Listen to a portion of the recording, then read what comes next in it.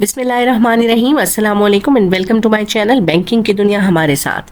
Banking की दुनिया हमारे साथ में जैसा कि आप जानते हैं हम आपके लिए लेकर आते हैं इन्फॉर्मेटिव वीडियोस अबाउट बैंक।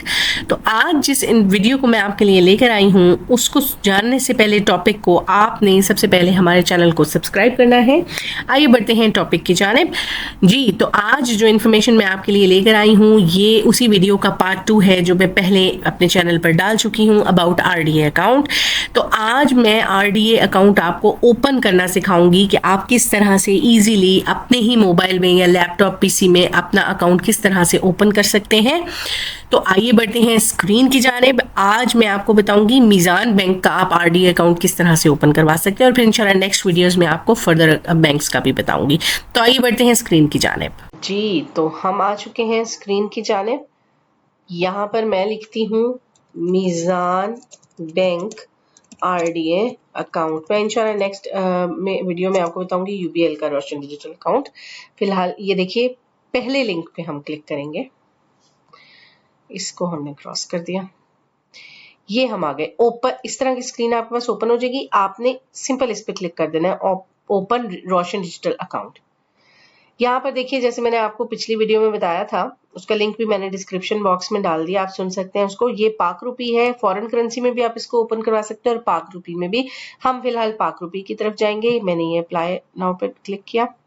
इस तरह की स्क्रीन आपके पास ओपन होगी। आपने न्यू अकाउंट पे क्लिक कर देना है और सिंगल करेंसी अकाउंट पे क्लिक कर देना है। ओके, अब आपने क्या करना है, nature of account. Nature of account में ये देखिए दो कैटेगरीज आ जाती हैं। अगर आप सिर्फ अपना अकाउंट ओपन कर रहे हैं इंडिविजुअल क्लिक करेंगे, और अगर ज्वाइंट किसी भी पर्सन का, किसी आप अपनी हाउसवाइफ का, मदर का, फादर का, किसी का भी अकाउंट ओपन कर रहे हैं तो फिर आप ज्वाइंट पे क्लिक कर देंगे। हम फिलहाल इंडिविजुअल की तरफ जाएंगे। उसके बाद आ जाता है टाइप ऑफ अकाउंट। करंट और सेविंग में से कौन सा अकाउंट आप ओपन कराना चाह रहे हैं। किसी भी करेंसी में कराएंगे, दोनों में से ऑप्शन कोई भी आप यूज कर सकते हैं। मैं फिलहाल फर्स्ट पे क्लिक कर देती हूँ। सबसे पहले पर्सनल इन्फॉर्मेशन में आ जाते हैं। यहाँ पर आपने सबसे पहले जो है वो एप्लीकेंट नेम में अपना नाम एज पर योर सीएनआईसी डालना है। ईमेल आईडी में जो आपकी ईमेल आईडी है जिसपे आपके साथ बैंक कॉरेस्पॉन्ड करेगा, कम्युनिकेट करेगा, वो ईमेल आईडी आपने इसमें डालनी है। बाकी बहुत सिंपल है। देखिए यहाँ पर जेंडर सेलेक्ट करना है।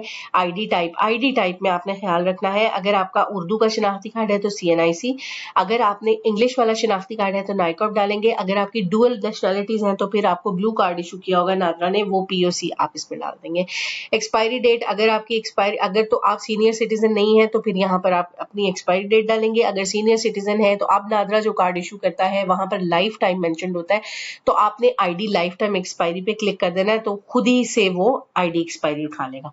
उसके बाद इशुएंस डेट है, इशुएंस डेट भी आपने बिल्कुल अपने आईडी कार्ड की डाल देनी है। उसके बाद आ जाए पासपोर्ट नंबर, एक्सपायरी डेट, फिर आपने अपना मोबाइल नंबर डालना है, फादर नेम डालना है। अगर आप यहाँ पर जेंडर जो है वो फीमेल सेलेक्ट करते हैं तो यहाँ पर, यानी कि अगर आप फीमेल हैं तो फिर यहाँ पर हस्बैंड नेम भी आपको मेंशन करना पड़ेगा, ठीक है जी, और नीचे फादर नेम। अब यहाँ पर आ जाए मदर नेम एज पर एनआई नादरा रिकॉर्ड, ये आप बताएंगे। उसके बाद आपकी date of birth, place of, country of birth क्या है और सिटी ऑफ बर्थ क्या है, ये सारी चीजें आपने डाल देनी है। सिटी अगर आपको मतलब बाज दफा होता है ना कि आप जो आपका डिस्ट्रिक्ट है वो भी आप इसमें डाल सकते हैं, ठीक है। फिर उसके बाद प्राइमरी नेशनैलिटी, जो प्राइमरी नेशनैलिटी है वो आपकी वो अगर आपके पास डुअल नेशनैलिटीज भी है, लेट्स सपोज एक आपके पास पाकिस्तानी नेशनैलिटी है और एक आपके पास जर्मन नेशनैलिटी है, लेकिन जो आपकी प्राइमरी नेशनैलिटी होगी वो आपकी पाकिस्तान होगी। फर्स्ट जो आपकी नेशनैलिटी है वो आपने यहाँ पर डालनी है, ठीक है जी। फिर उसके बाद एजुकेशन लेवल और ये सारी चीजें आपने इसमें एंटर कर देनी है। रेजिडेंशियल एड्रेस, जहां पर आप रह रहे हैं अभी राइट नाउ, वो आपने जिस फॉरेन कंट्री में आप रह रहे हैं वो एड्रेस आपने यहाँ पर डालना है, ठीक है। इस बात का आपने ध्यान रखना है।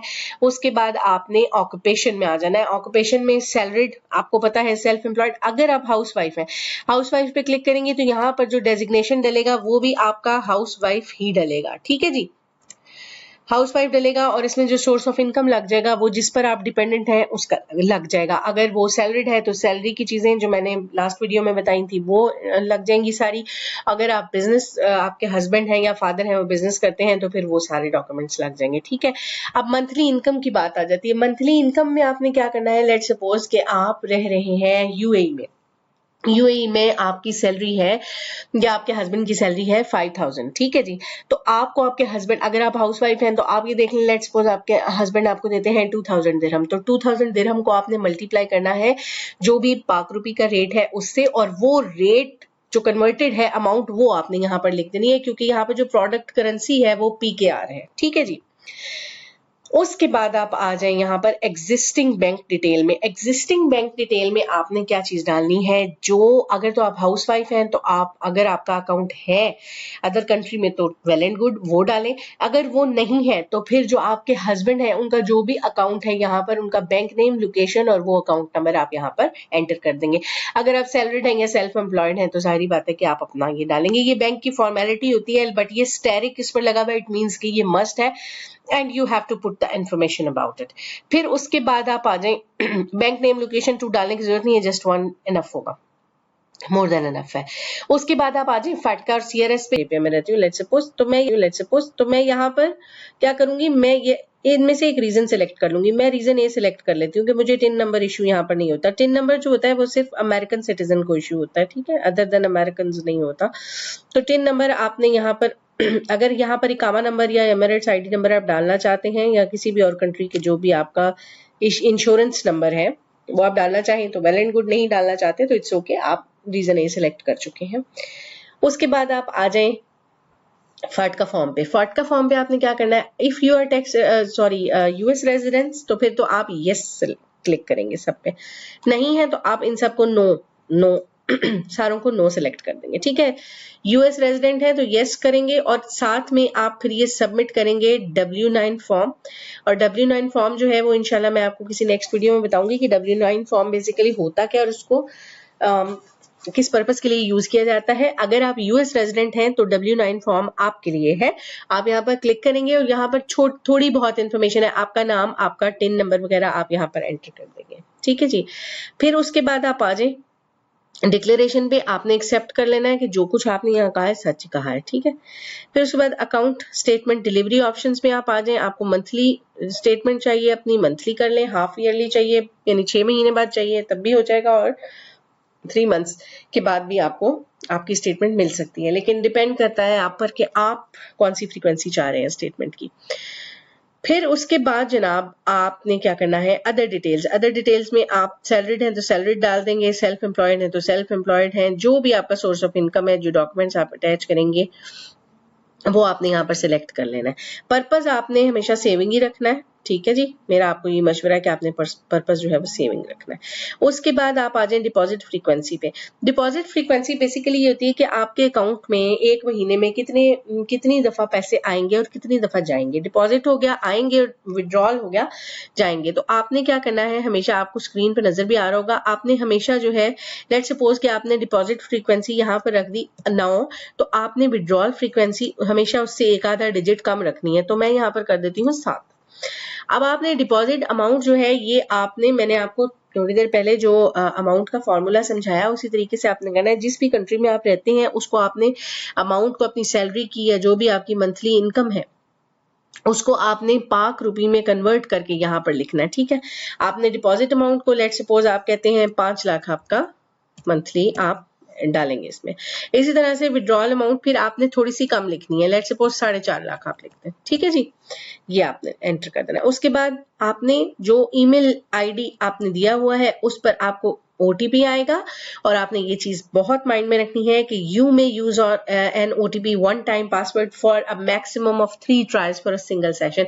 एक सेशन यानी एक सेशन चल रहा है, इस सेशन में आपको 3 बार ओटीपी रिसीव होने का ऑप्शन है, लेकिन उसके बाद जो है ये सेशन आपका एक्सपायर हो जाएगा और फिर आपको नए सिरे से करना पड़ेगा। लिहाजा आपने ये माइंड में रखना है कि जो भी आप ईमेल आईडी दे रहे हैं कोशिश कीजिएगा उसी फोन से या उसी लैपटॉप पीसी से आप अपना अकाउंट भी ओपन करें जहां पर आपकी ये ईमेल आईडी लॉगिन है, ठीक है जी। फिर उसके बाद ये आपने prove that you are not a robot.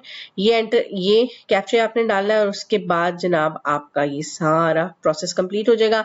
इन सारों को आपने टिक कर देना है और यहाँ पर आपने सबमिट कर देना है।